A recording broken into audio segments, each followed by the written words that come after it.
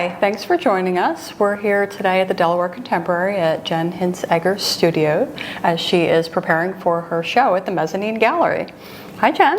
Hi, Leah. Thank you for joining me. Welcome to my studio.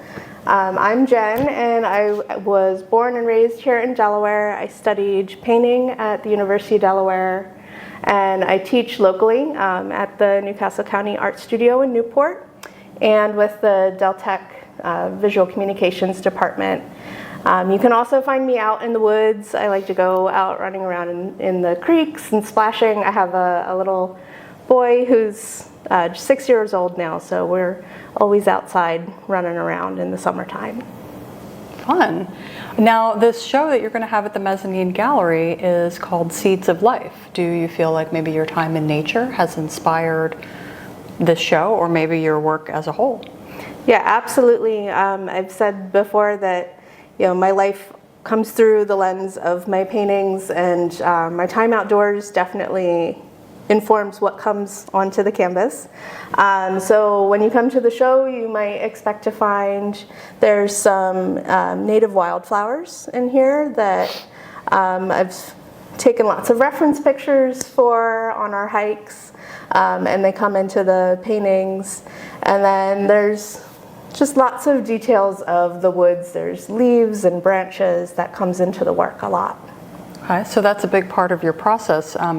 So something like this, how long did something like this take, and the steps for you to get there? So usually it takes me a few months to just at the canvas to make the paintings.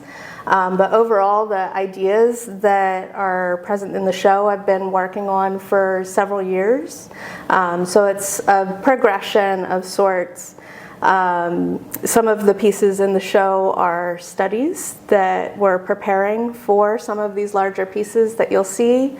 And so I'll get kind of hooked on a theme, and I'll really think about that for a long time through my work, and that will be my focus for a while, for a few years usually.